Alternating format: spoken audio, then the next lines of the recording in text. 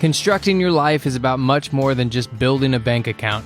Each week, join real estate entrepreneur and mindset coach Austin Linney as he interviews guests who are constructing their dream lives and impacting the world around them on a daily basis. If you're an entrepreneur or wanting to start a business, or you just want to hear motivating stories of how others have overcome the odds, you are in the right place. And now for your host, Austin Linney.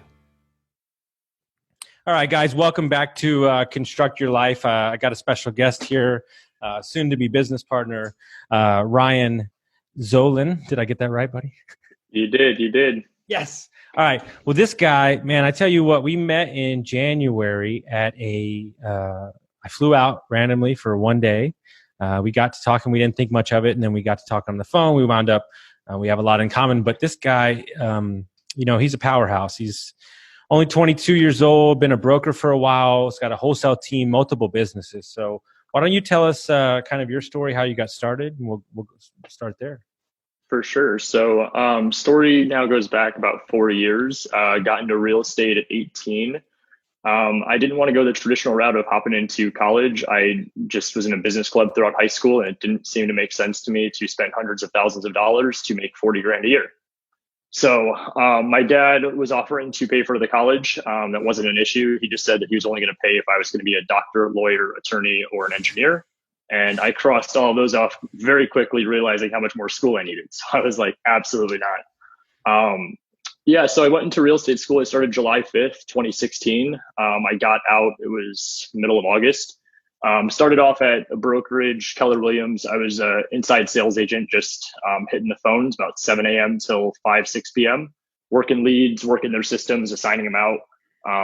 It was a lot of like just dirty work, labor, but honestly, it was a very, very good learning experience because I got to learn how to nurture leads, kind of how to set them up on campaigns, what people were looking for, and just being on the phones. I found that that's a pretty big fear for a lot of people in the real estate industry.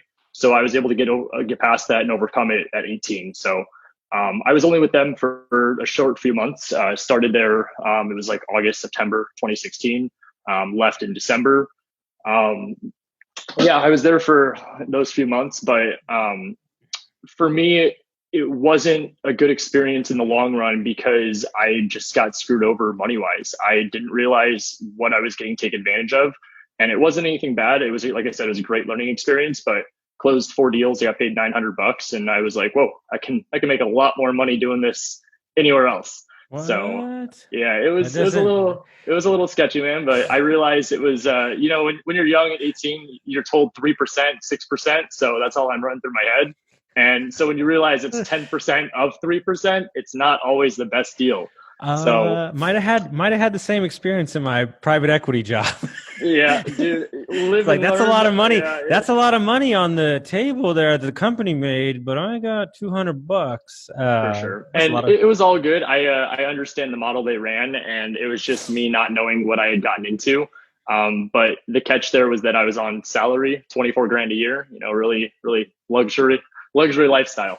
So I left that pretty quickly. My dad introduced me to a guy. His name is Jeff Dorston. He owns a pizza shop right across the street from ASU, and he's just a very successful businessman.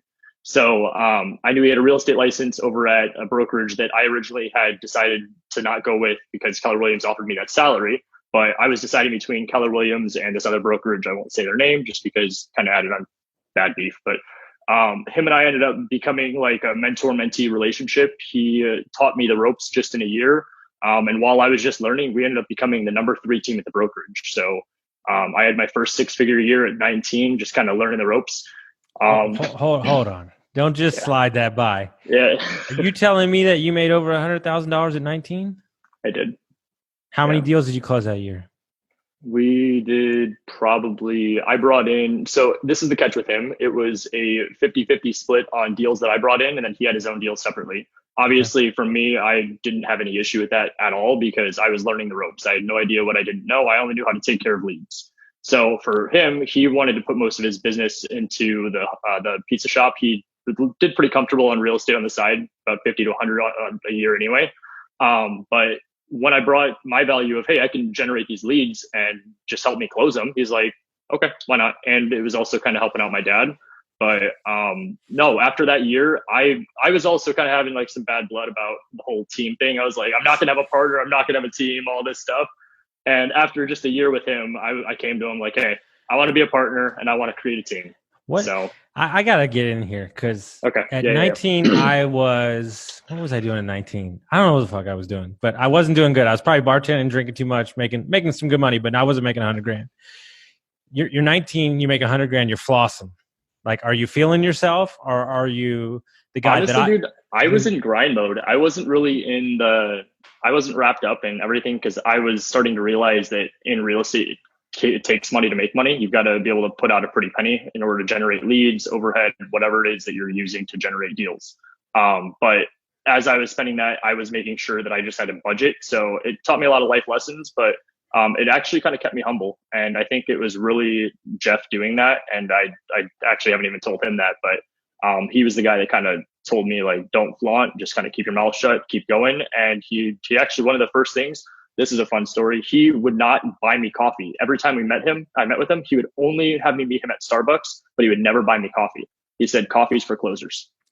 So, yep. So I love this guy. Dude, okay, listen. Yeah. This is a separate thing because we're really good friends. Yeah. After we get off this podcast, you just had a breakthrough on the podcast, by the way, if you didn't notice it. I want you to text him and tell him thank you. You don't have to say anything else. Say thank you for teaching me. And that's just gratitude in the moment. But I love this guy. This is my dude. He's the one that really opened the door for me in real estate. And it was kind of cool because we were that big name duo that just kind of kicked ass, opened up, and people were like, who is this guy? You know, Jeff doesn't really show up to the office, and I'm the guy that's like, not to like trash on that brokerage, but I'm like one of the few guys that would show up every single day. So for a 19-year-old to be in the office from 8 a.m. till 5 p.m., everyone was just so taken back. And for me, I'm like, dude, this is better than 7 to 6. So 8 to 5, and I get to do what I want. Like, nobody's telling me what to do. And if I create a lead or I find a deal, whatever, all I've got to do is bring it over to Jeff. Mm-hmm. So for me, I was like, dude, this is a breeze. No, people don't understand. I'd be 100% content, and I do it most days, working from 6 to 4. Mm-hmm. Like, I want to be done at like 4:30. You know what I'm saying? Yeah, like, absolutely. They're like hanging out, like they haven't done anything. You're probably ripping apart egos in that office. Probably, but honestly, what I was telling myself is that it kept me competitive. I'm a very competitive person, and they had all their awards up on the board, and so I was like, I'm not stopping until I'm up there. And after our first year, as I was saying, like I had bad taste in my mouth. I'm like, I don't want a team, I don't want a partner. Screw that, screw everybody. Well, fast forward a year of the mentor-mentee relationship, I sat down with him and I was like, hey, we're going to be business partners. And it kind of took him back, but also, I mean, at 19, he saw what I was capable of in really that year and a half, that he was like, okay, what do I have to lose? Like, our overhead was so small and it didn't really affect us for what we were bringing in deals wise. And we were averaging probably like five deals, maybe a little bit more every month, just the two of us. So then we started expanding. We brought on 2 agents right from the start. We had 2 guys that saw some value in me. I was just giving back at one of the trainings that the brokerage had. And I stayed and chatted with a guy for an hour and a half, and he, fast forward now, he's my top agent. So he's still with me. But hold on. At 19, you start growing a team. Yeah, I do. That wasn't even the bad part. We had so many people. But what I'm saying is, you gotta help the listeners out there. Okay. What kind of where are you getting the mindset training? Where are you having this confidence to start employing people and leading the team with people that I'm sure are way older than you?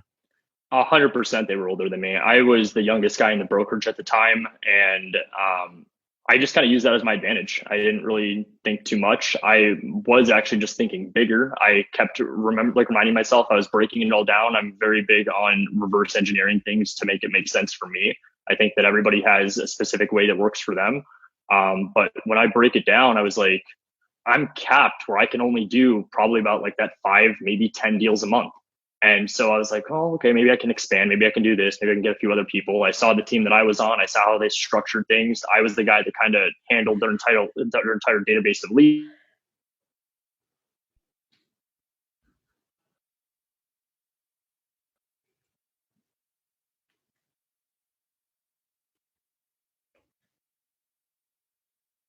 So yeah, that's crazy. So you start the team, you hire 2 agents. Yep. And then where do we go from there? So we had 2 agents, Kyle and Kurt, and then we ended up bringing on, gosh, I lost track of how we even had them, but we had at one point 15 agents. So you're what, at 20 at this time? Just about, yeah. So just about 20, and you're managing 15 agents. Yep. So what happened? I hated my life, dude. Were you even doing deals anymore, or were you putting out fires, or were you basically the kindergarten teacher for a bunch of spoiled agents? Probably all of the above. All of the above.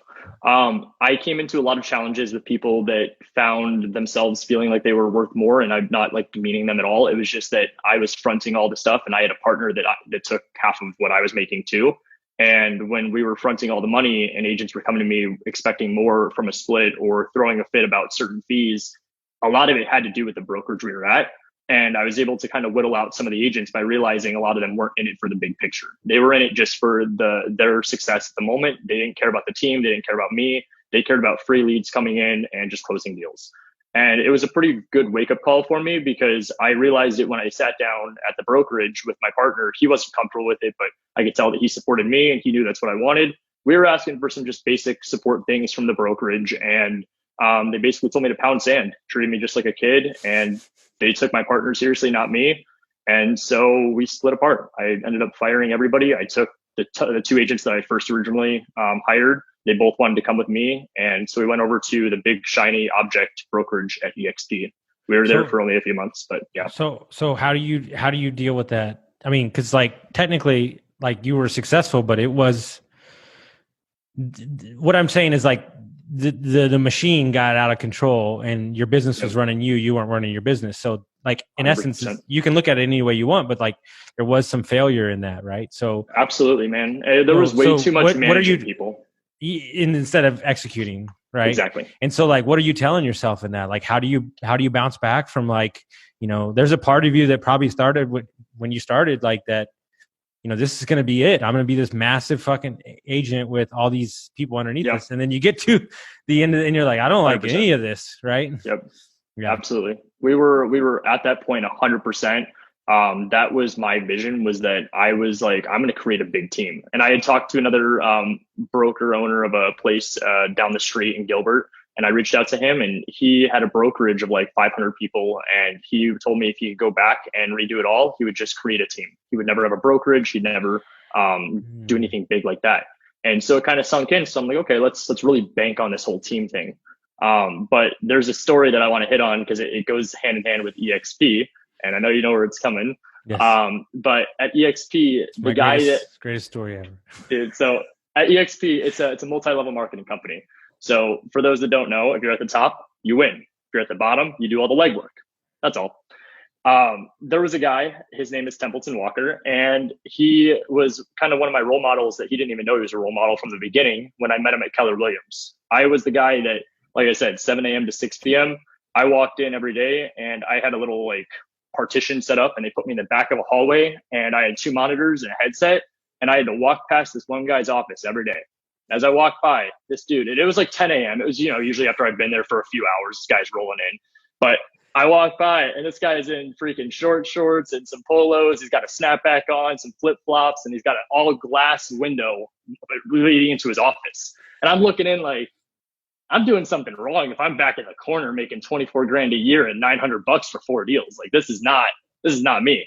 So of course I did the whole like 18, 19-year-old thing. I slid in on the DMs on Instagram, Facebook, all that. Just and he has on social media. And I want to highlight him here because he's like my favorite human ever. I know you feel the same way. For sure. People are drawn to him. Like you cannot not hang out with him. He's charismatic, right? So you're thinking to yourself, I'm in a cubicle. Here's homeboy. And dude, I could picture it, dude. So I didn't even hit him up. Like I hit him up on social media, but we never like really like touched base. It was when I was over at the brokerage with my partner Jeff, and we were growing the team. He kind of saw me making some noise. He's like, okay, like this brokerage, they're not really known for too much, but whatever. Like you've got a team, and you guys are getting a lot of recognition. So let's hit him up. Like let's just see what's going on. So Temp actually took me to breakfast in downtown Gilbert and just offered a bunch of advice. And we had a conversation where he was talking about like traditional and everything. Cause like you had said, you made a really good point. My mindset was, I've got to take this from just me and Jeff to 1,000 agents. I don't care how bad the overhead is. I don't care how many headaches. I'm going to delegate. I'm going to create this whole big process, team, organization, whatever you want to call it. And it's going to kick ass. Well, when I sat down with him at breakfast, I was like, okay, you've got like 20 agents. Like I'm getting there. Like I'm pretty close. Like, okay. He was telling me, he's like, I don't know if he wants me to share this. He's like, I'm doing like 50 to 70 million. I'm like, shit. I'm like, dude, like I did like 10. And that was with me and my partner really carrying the team. And that was when it really sunk in for me at that meeting that I realized my team wasn't producing. So I got a really good wake-up call from him. And he was kind of an accountability partner that he didn't even realize that he was, because he made a comment that really struck me, that got my interest. He mentioned wholesaling. And I was like, wholesaling? Like, I mean, I know people wholesale like shoes, they wholesale clothes, they wholesale even like just a bunch of stuff, like whatever. Well, he mentioned, he's all like, yeah, I mean, I do wholesaling. I mean, sometimes it brings in like an extra 400,000 a year on the side.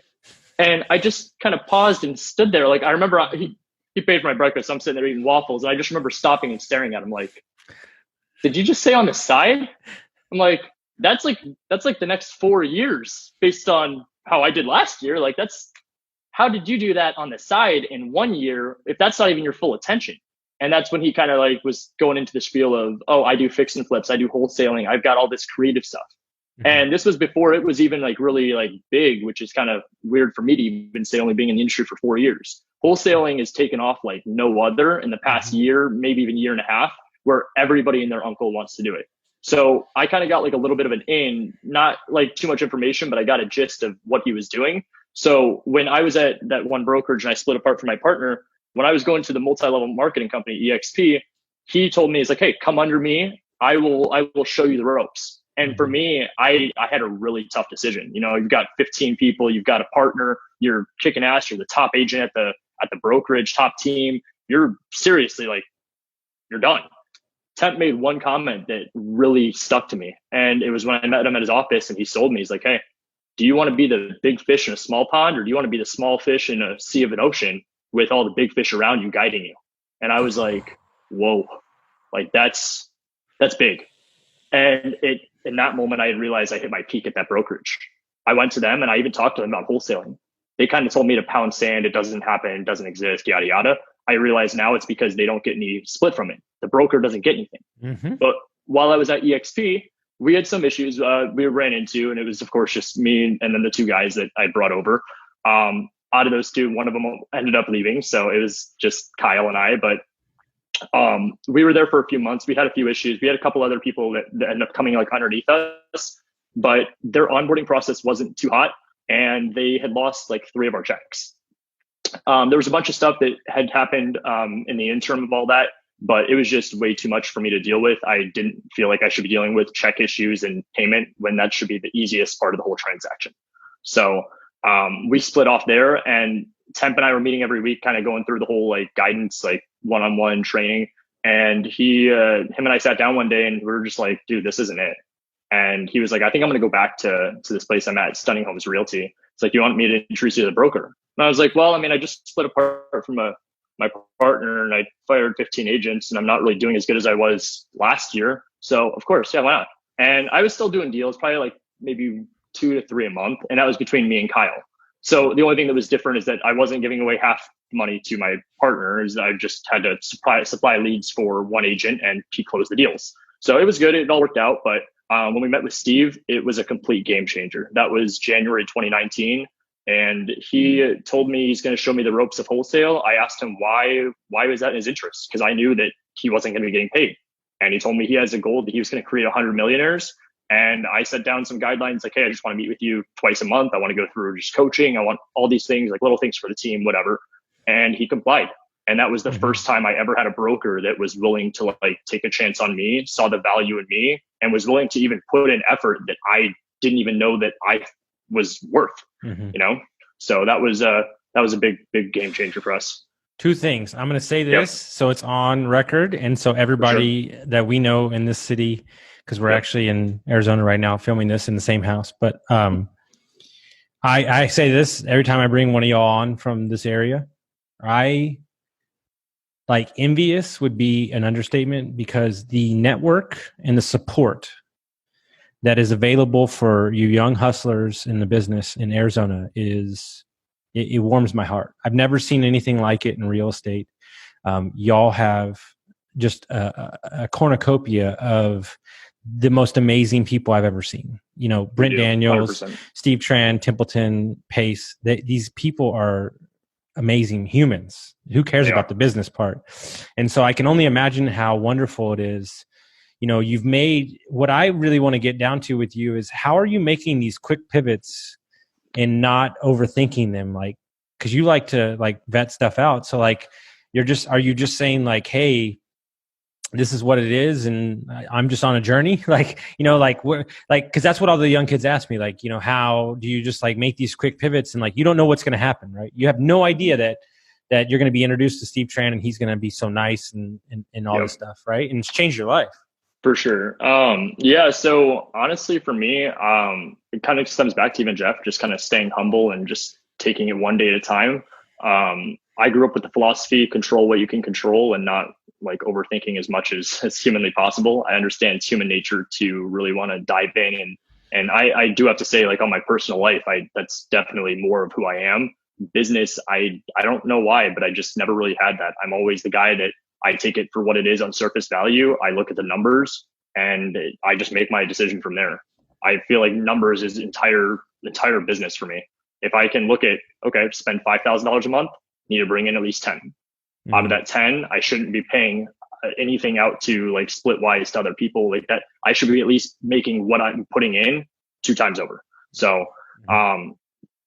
but yeah, no, we do pivot a lot, but honestly, it's just at this point, we're just trying to grow the wholesale side. I've realized that the concept of mastering real estate is not possible. So amen. It's a process. I've been on my soapbox for months. You just mindset, you can't master it. So let's finish this up, and then we're going to dive into some interesting stuff I've got in my brain. It's going to be like kind of like a coaching call on the podcast. So what are you doing now currently as we sit? What have you done the last couple of years as you switch to this new brokership? You're learning wholesale. You know, what does the business look like so people can get their hands around what you're doing per month, so on and so on? So wholesale side, we ended up doubling my income last year, first year doing it. So wholesale was cool. Steve really got me in the door by connecting me to people. The guy that I like owe my life to on wholesale is Jamil Damji with Keegley. That dude is like seriously one of my like biggest homies. Like I really respect the hell out of him. I had went and I met with him when I was just getting into wholesale. I was explaining I was over at Steve's brokerage. I have a traditional team. And at this point, the traditional team, we're back up doing about 5 to 10 deals a month. So we're doing pretty good. Like it's paying for itself. How many agents underneath you? Me, Kyle, we've got a guy on the team that we brought in last year. His name is Daniel. He came in February or March-ish, right as we were launching up the wholesale side. And then we've got a part-time or two. Her name is Nikki. So, but it was really just me and Kyle again. So doing most of that stuff.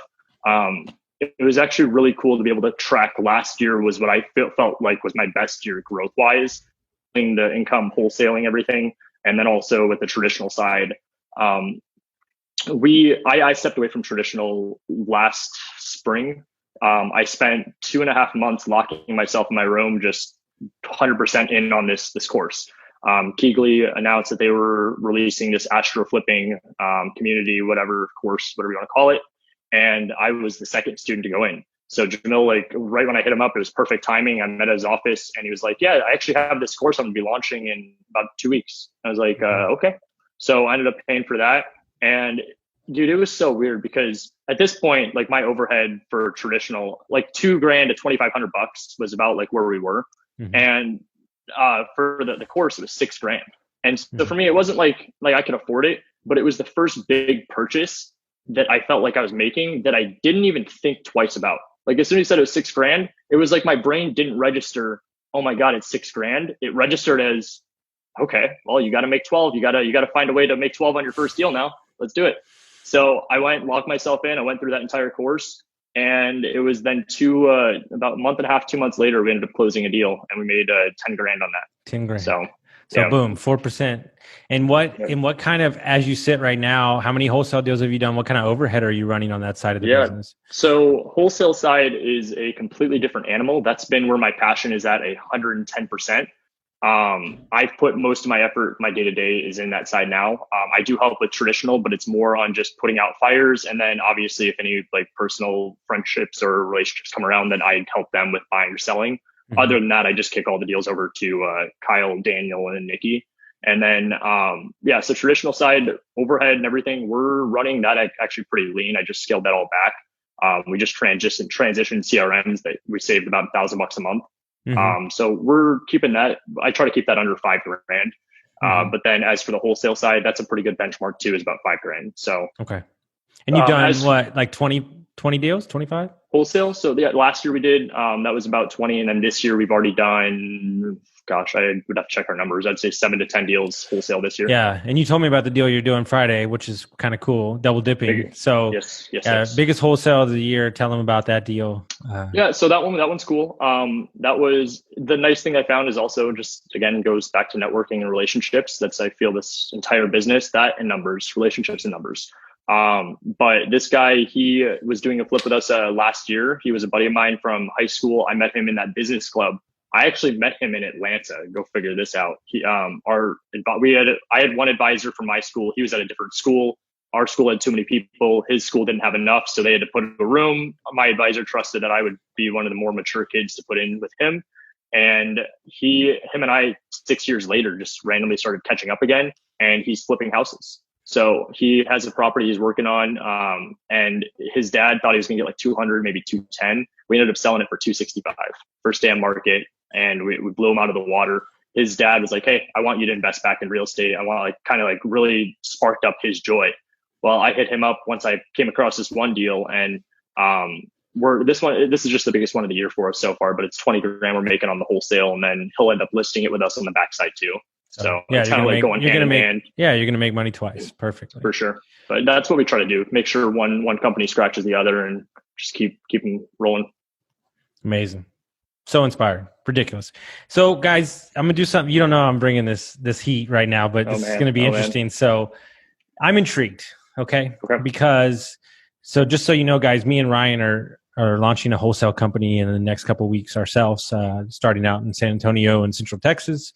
So we're going to have our own wholesale company as well. I've never done one before, but we're going to figure it out. But I'm intrigued. So we decided to start this business before we met in person quickly, but after I was back in San Antonio. And, I have a business with a partner, an Airbnb business, and we've actually never met in person, and we have like 10 properties. So I'm asking you, and you don't have to go as deep as you want, but what is it about me, or I'm just using me as an example.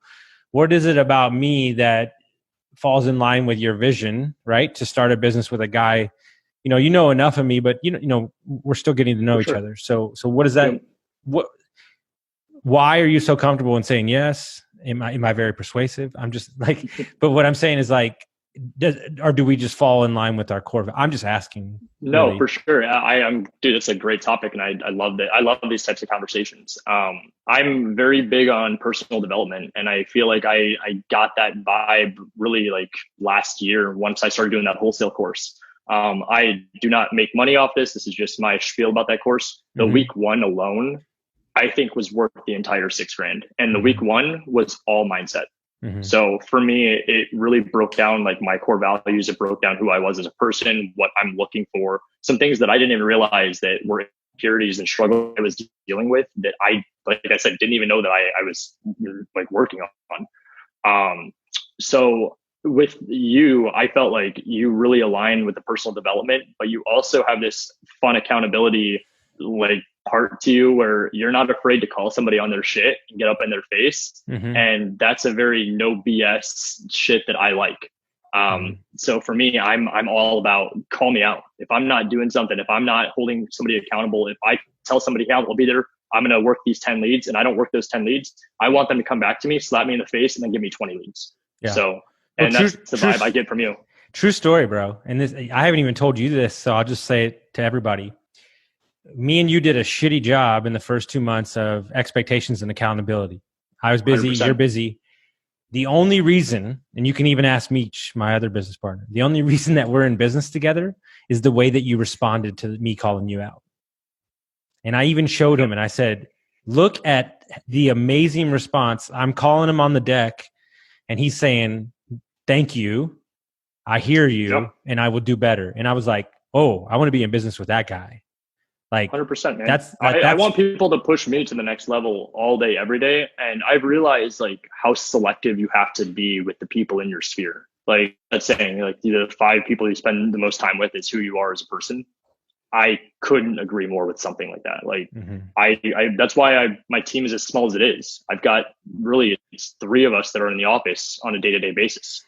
I love it. I love having that little team camaraderie, and everybody feels like we're more of a family rather than like a business. So I mean, I guess, you know, a lot of the kids that listen are younger, they're not, but kind of talk about, you know, you're 22, you've had a ton of success. You know, you're going to have a 3rd business soon in a couple of weeks. And we've got other plans for other stuff. Obviously we're going to just take over the world. So it's not a big deal. I just say it so nonchalantly. But like, when you sit home and you're reflecting, right? As a 22-year-old that's had massive success, you know, you're not resting on your laurels. You're not fancy by any stretch of the imagination. You just go to work. What do you like? If I were to say you at 22, and the answer is going to be different at 30, but what would you like your impact to be like in the next 8 years, right? Like what really fills you up? Like basically the podcast is about constructing your life. You're trying to build a life by design. So yes, real estate is a vehicle and you love wholesaling. And I know you have other passions too, but just like, what does that look like for you if you had to put it in context? So with a lot of the reflecting I've done recently, I actually came across like a passion that I didn't really even realize that I had. I really enjoy teaching. I really enjoy like giving back to people. And I think that's kind of one of the reasons why I thrived so much in real estate as quickly as I did, was that I didn't really care about the money. I was never in it for the money. And it wasn't that my why wasn't money, because of course I want to mean that money's great. But I think I was too young to really understand how much impact like actually making a difference in somebody's life is to that person. So like when you're dealing with people buying and selling homes, you don't realize that that's the most expensive purchase that they're going to make in their entire life. Well, for me at 18, I was so worried about how is somebody going to trust me at 18 to help them with buying and selling a house, that now I could look back and be like, I was so in my own head that as I'm reflecting, I wish I could go back and just kind of give myself a lesson and be like, dude, you're thinking too small right now. If I got into the wholesale game at 18 or 19, even that extra year or two, I think about what I could have done. And I'm only 22. There's guys I know that are getting into the industry 30, 35, 40, some even 50s, man. They're like, hello, hi, right? And there's people that they do that. And I respect the hell out of them more than I respect people that are younger getting in the industry. Because in the industry, getting in young, you fail and you're out, which 80% are in the first year, you can go do something else. 30, 35, 40, you're jumping in 2 feet. You've got like some people have got wife, kids, overhead, all this stuff, dude. Like life is expensive. And that was another thing that I didn't get slapped in my face till really even 21, 22, where I'm at now, where I'm like, oh my God, the cost of living. Everybody wants to make all this money, but nobody wants to put in the work. And again, going back to the whole small team, but whatever, that's another story. At 30, dude, I would love to have given back. Steve wants to do that whole 100 millionaires. He's kind of inspired me. I don't want to copy his goal, but I feel like if I knew that I was making 25 to 50 millionaires in my life, I feel like I will give him back enough. And that might even be too small now. I may be saying 25, 50. I could look back on this podcast in 10 years and be like, oh my God, I have 500 people that work for the team, whatever, you know what I mean? But yeah, no, I don't really have a vision of what it looks like if I'm going to be Airbnb, if I'm going to be wholesaling, if I'm fix and flip. Real estate, like you said, I like how you mentioned vehicle. Real estate is my vehicle. I'm just using that to create financial freedom for me to cover all my assets so that I can do what I want. But overall, I do want to give back. I want to teach. I think that would be something that I would love to be doing on a full-time basis, giving back to people. It is amazing. My heart is smiling inside, but it's true because so I'll be 39 this year in December. And I tell this to 18, 19, 20-year-olds that are investing just to really jab them. This is my favorite thing. So I just sold a house, but we had 3 houses, and there's probably like $500K worth of equity in the houses, right? Which equity is BS. It's just made up. But I told them that I would give them my houses for free. I'm dead serious. I would give them my houses for free. I can be in debt. I don't care. To go back at 20 and know what I know now, I would be retired at 27 already. Like, yeah, here you go. I got another fun story for you. Actually, it was at the meetup where you and I had met at Templeton's meetup. So when we were sitting there, and you might even remember this comment. It was you, me, Daniel. I think Alec was there, Temp, and Pace, and we were talking about basically like the $1 million question that everybody asks. If you could go back and start over with X amount of dollars and to spend, how would you do it? How would you generate deals? Why, where, whatever. Okay. Pace made a comment, something super similar to you, that actually was like a reality check that I didn't realize I needed. And it was one that kind of put me in like a super humble space, even like when I first got into wholesaling. He made a comment saying, if I could give you everything I have, and he was talking everything. He's talking his business. He's talking his knowledge. He's talking all of his stuff he's built up. If I could give you all that to go back in your place, just to have your age, he's like, I would. But it wasn't just that comment. He said, I would run miles on you. And to me, I was able to grasp how much he has and how much knowledge he has. And for him to be able to say to my face that he could go back in time and he would still run miles on what I'd be given. Oh my God. That was like a slap in the face that I was like, I like you. I like you. Dude, here's the thing. People don't understand this. Regardless if you've got 30 businesses, regardless if you got 5 businesses, no deals whatsoever. Everybody's playing small. Everybody. Gary 100%. V's playing small. And the thing once you can wrap your head around that too, right? Dude, that is like the holy shit moment, because here's the deal. I have a quote that I live by. Chris gave it to me, my podcast producer. If we are not pissing off somebody by 12 o'clock with our content, we're not doing it good enough. And the thing is like, you realize like, I know, but Gary Vee's putting all this content out, right? But like everybody can't catch all the content, but it's not about that. Cause like if this podcast impacts one young kid, something, you have to remove your ego from it, because I know what we care about, and I know what we'll eventually create from the wholesale vehicle is we'll create a school to teach people, first of all. Second of all, we'll use that vehicle to go give charity, because I know it's what me and you care about. And so like I'm over telling, if one more fucking person tells me that they don't care about money, oh, it's the evil, fuck your ass. And I'm sorry, I'm getting pissed off, because it's bullshit. Because Mark Cuban, who has billions of dollars, can do more for charity and make waves. So don't tell me that money doesn't matter. You know, it's how you go on vacation. It's how you spend time with your family. When you meet all these guys, all these dudes that have made it, right? Yeah. Whatever you want to call it, made it, whatever that dumb word is. But all they're looking to do is purchase time. That's it. Seriously. Yeah. So guess what? Money does that for you. Passive income does that for you. Yep. Hello. Stop saying that it doesn't matter. That was the reason I got into real estate, though, was that I wanted to have that freedom and flexibility.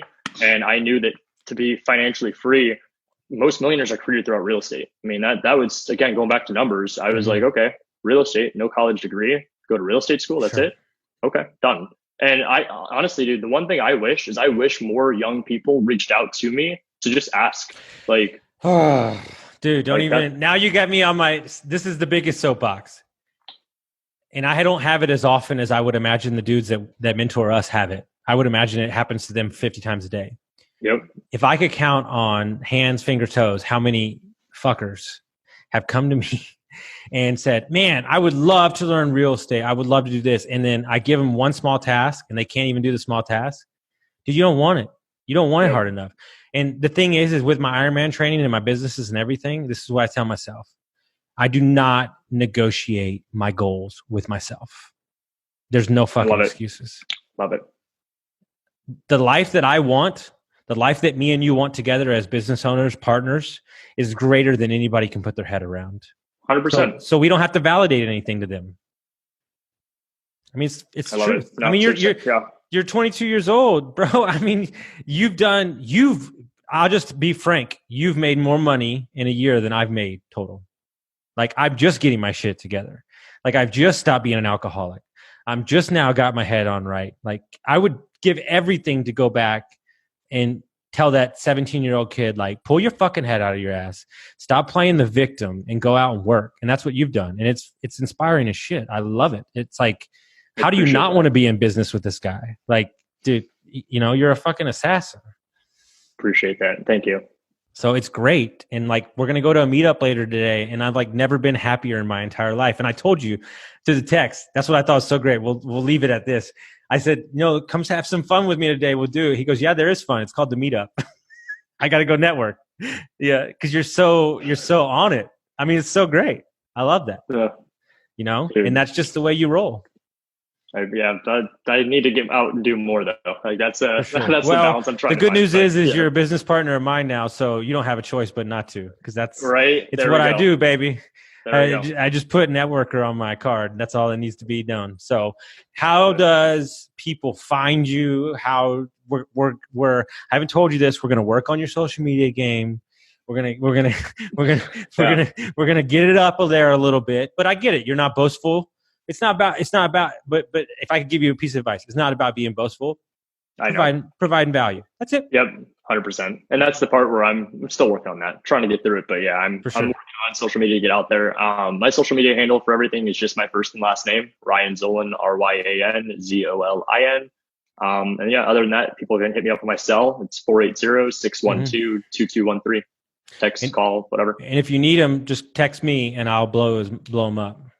So one day he'll respond to me properly on time. But see, he needs to understand there's going to be a separate mastermind group for people that are in business with me, and y'all have a support group. So you got to get with Meech and Chris, because they've hacked my brain, and we have Airtable apps where I get to download information so I don't text everybody so much.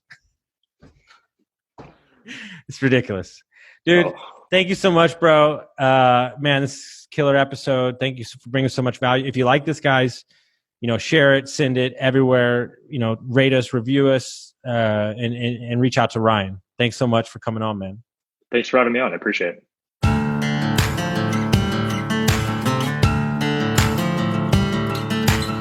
Thank you for listening to Construct Your Life with Austin Linney. If you enjoyed this episode, be sure to rate, review, subscribe, and pay it forward by sharing with a friend. Most importantly, take this opportunity to start constructing your life by taking immediate action on what you learned. For show notes, resources, and more information on one-on-one coaching with Austin, visit constructyourlifepodcast.com.